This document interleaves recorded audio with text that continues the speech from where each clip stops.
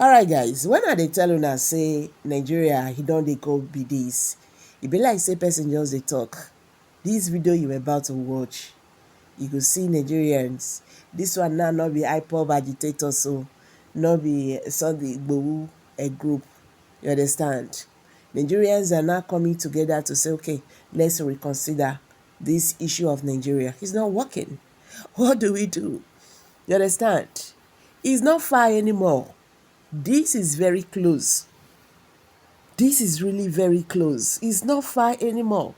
Now that people are saying, see, we are not taking this anymore, this and that and all that, this is no longer going to work.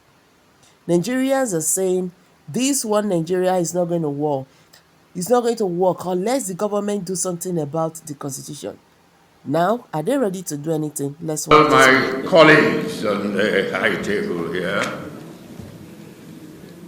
distinguished ladies and gentlemen, including distinguished ladies and gentlemen of the media, the Patriots are very concerned about the state of affairs in our pluralistic country, Nigeria. Experience all over the world has shown that pluralistic countries that have survived as political entities are those that operate truly federal constitutions. Those pluralistic countries that failed to operate truly federal constitutions have largely disintegrated.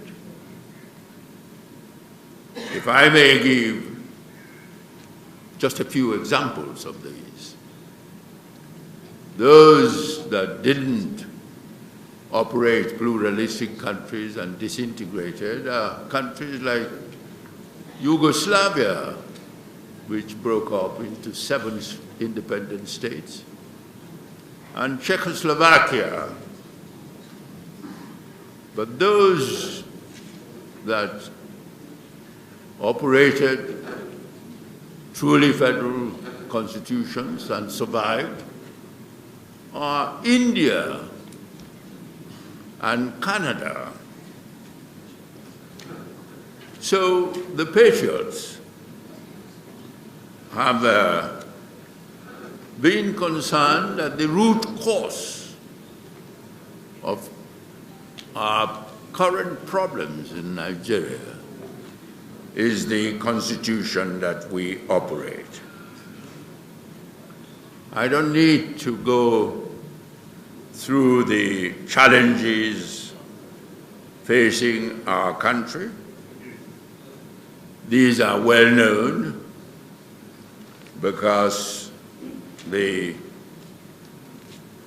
Patriots, like every Nigerian, has been aware of the challenges of insecurity in the country, the challenge of mass poverty, of unemployment, and of the dwindling sense of national unity in the country, and a host of other challenges. And so the Patriots, in collaboration with the Nigerian Political Summit Group, decided to organize the summit that met here over the last 2 days. But before the meeting of the summit, there were zonal consultations organized by the Patriots. And here, Professor Anthony Killer has been recognized because he, as the chairman of the Advocacy and Mobilization Committee of the Patriots has been largely responsible for organizing the zonal consultations. And in the zonal consultations, town hall meetings were held, consultations with leaders of various sections of the society in the zones were held, and ideas that were fed into the deliberations of the summit were generated. And so the summit had the benefit of these ideas and discussed a whole range of Nigerian affairs, guided by the single wish to make Nigeria work better, to make Nigeria more united,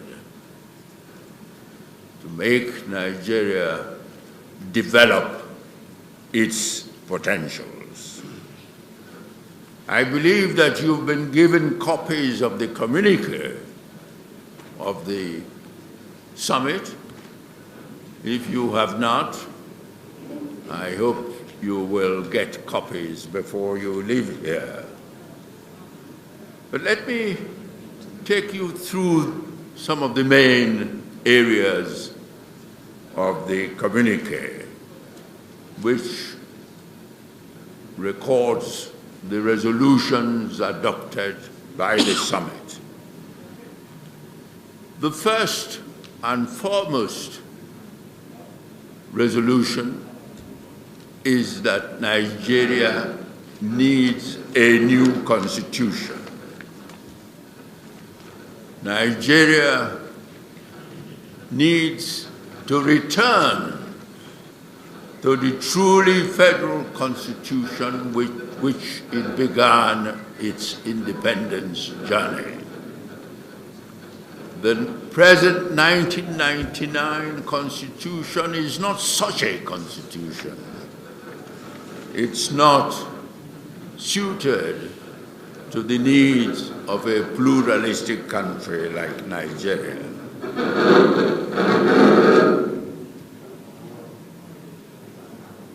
And the Patriots, of course, discussed how to actualize the new constitution that they are advocating.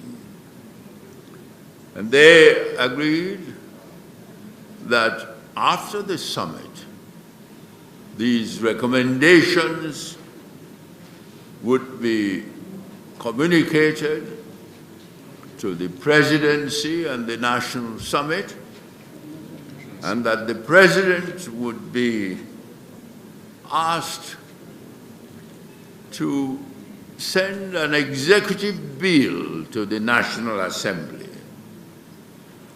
And the executive bill should decide to have the National Assembly legislate for the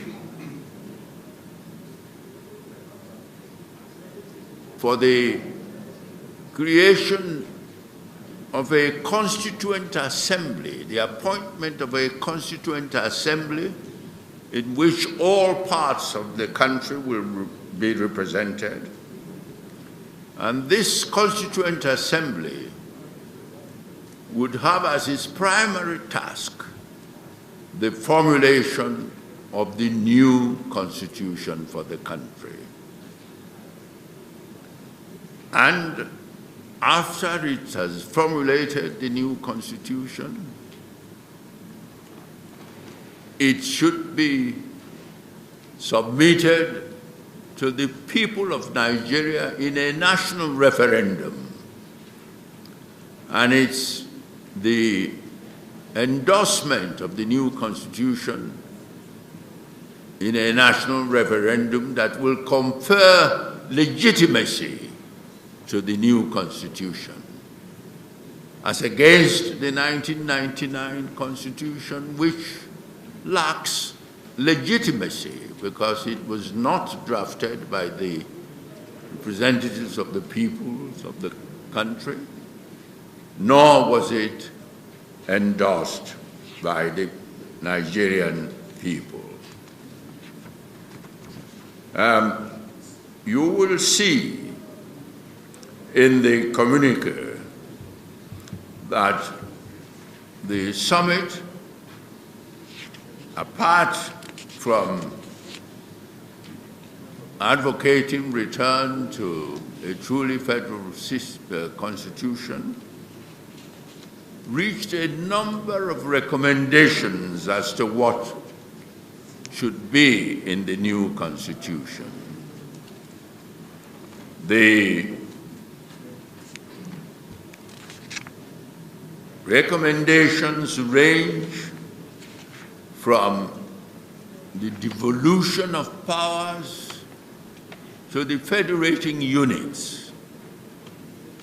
The new federating units to be agreed in the new constitution for the country.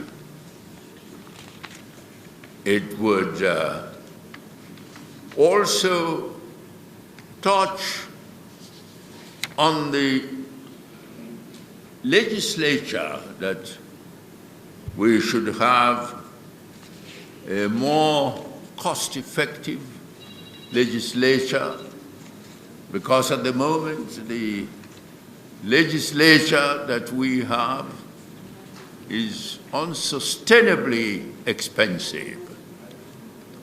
It involves the expenditure of over 70% of the national revenue on recurrent expenditure and the servicing of debt.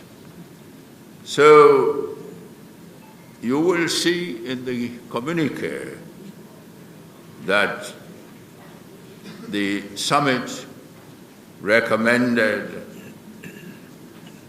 an inexpensive, or rather more cost-effective, legislature with powers devolved to the federating units.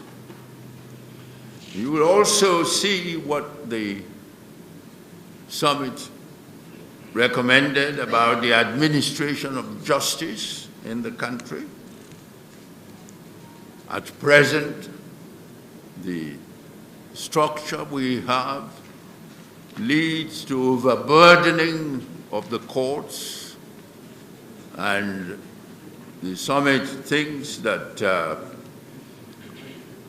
each federating unit should have a court hierarchy that leads to an appeal court where most issues would be adjudicated on, leaving the federal Supreme Court to deal with serious constitutional issues and issues relating to the federating units and the federal government disagreements. And then you will also see that the summit thinks and recommended that the office, as it exists now, of the Minister of Justice and Attorney General of the Federation should be separated, as is done in most countries. The Attorney General should be an appointee on non-partisan basis, as against the Minister of Justice, who would be appointed on a party basis. Again, you will see that the summit recommended a reform of our electoral system.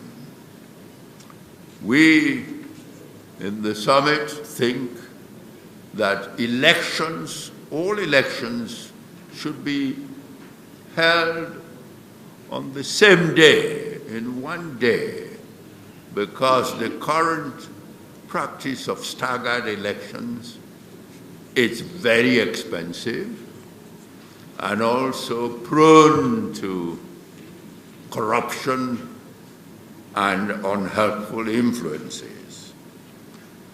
We also recommended that the elections should be not only be conducted in one day, as is done in countries like Brazil and Ghana, but also that the INEC should be mandated to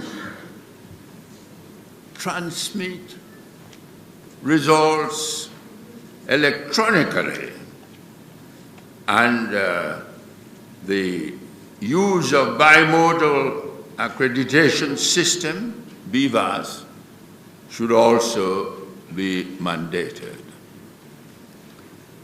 And the summit thinks that independent candidates should be allowed to stand in elections. That is, independent of political parties, individuals who stand elections on their own personal merit. And again, that carpet crossing should be disallowed. A situation where people get elected on the platform of political parties and then they defect to other parties, that system should not be allowed to continue to exist. That once a person, he or she, decides to defect to another party, that the seat should unconditionally be declared vacant. And the summit also talked about the cost of governance. You will see that the summit is concerned about reducing the overall cost of governance, both in terms of capping the number of ministers, ministries, and agencies that should be created. And also you will see that the summit dealt with the issue of corruption and breach of public trust, as well as citizens' rights and empowerment initiatives. And summit also dealt with the issue of Nigerians in diaspora. Nigerians in diaspora are making very substantial contribution to development in terms of remittances to the country, and yet they do not have any opportunity to contribute to voting in elections. The summit thinks that the country should work to enable them in the future to be able to vote in the country's elections. The communique also deals with the national security architecture and strategy. And it was a matter of major concern to the summit that, for example, between May 2023 and April 2024 alone, that as many as 614,937 Nigerians were killed in the country.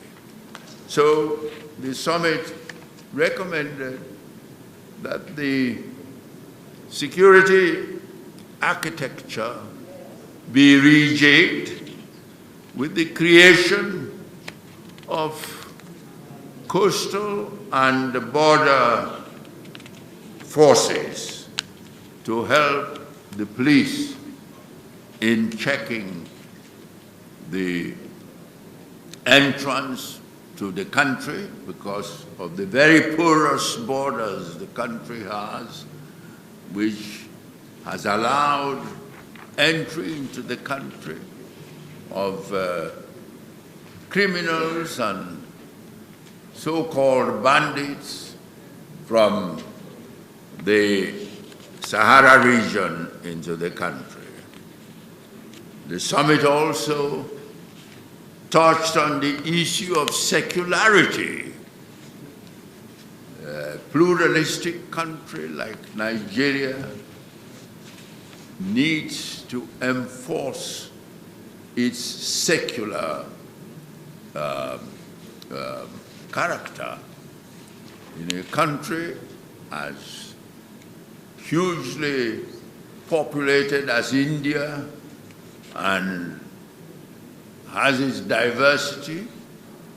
Secularity is an essential part of the Constitution because in a multi-religious, pluralistic country that is desired for peace and stability.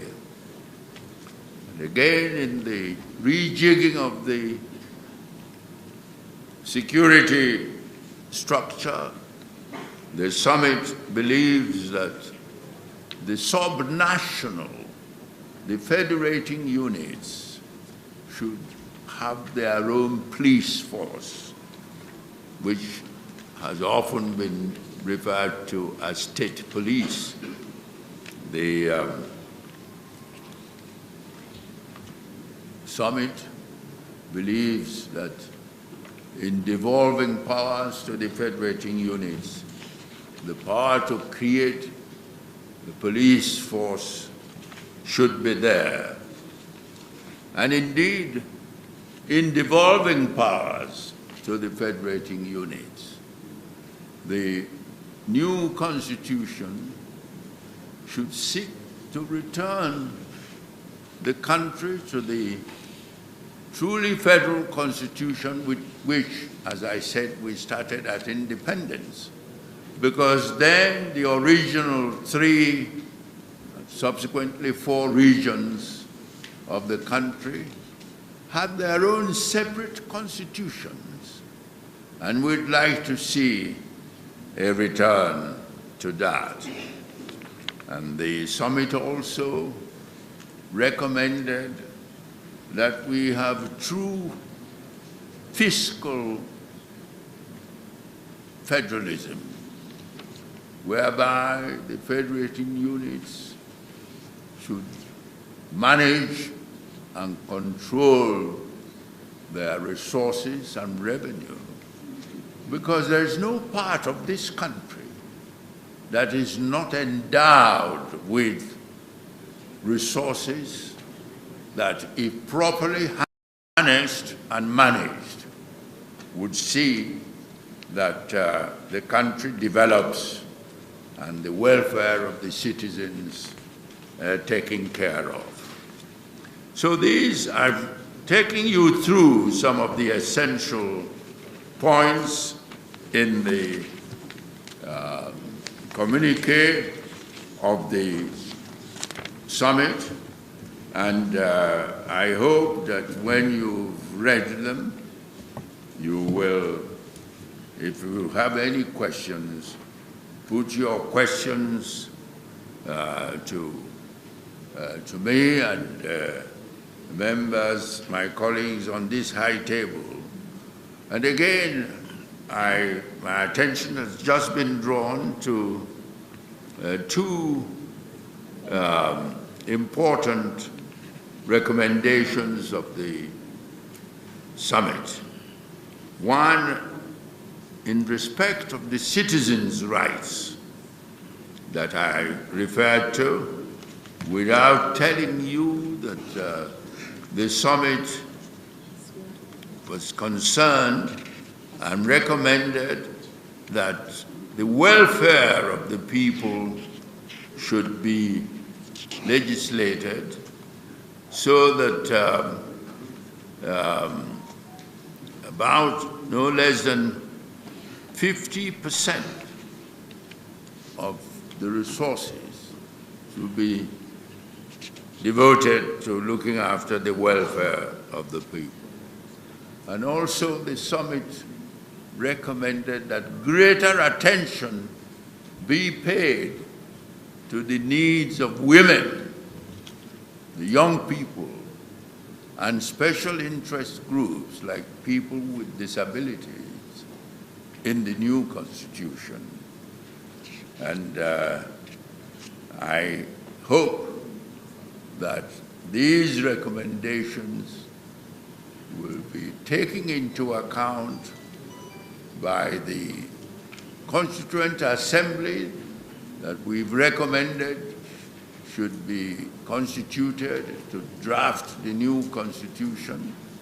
And we recommend that the Constituent Assembly should, in drafting the new constitution, take into full account not only the 1960-63 constitutions, but also the recommendations of the 2014 National Conference, and indeed the appropriate sections of the 1999 Constitution.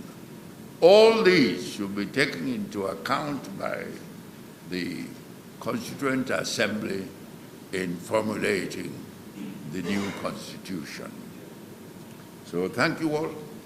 Ladies and gentlemen, these are my opening general remarks, and I invite you to ask questions. Well, I would expect that the new Constitution should make a provision for the freedom of the media,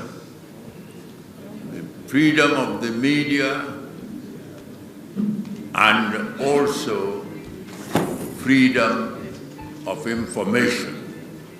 That is a standard provision in virtually all the constitutions that there are.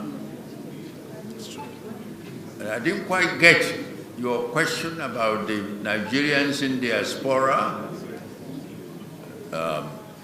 As I said, I'll repeat again, that the summit was concerned that their substantial contribution to the development of the country should be recognized by planning a system to enable them in the future to vote in national elections. As I said, before the summit, we organized zonal consultation. And the zonal consultations led to the ideas reflected at the summit. So for the first time, we have a set of proposals which enjoys wide support throughout the country. And I hope that the presidency and the National Assembly should be aware of that and react not just as they have done in the past, but react in the knowledge that the recommendations coming out to them this time enjoys massive support throughout the nation. But I would ask my colleague to add to the summit's recommendation is that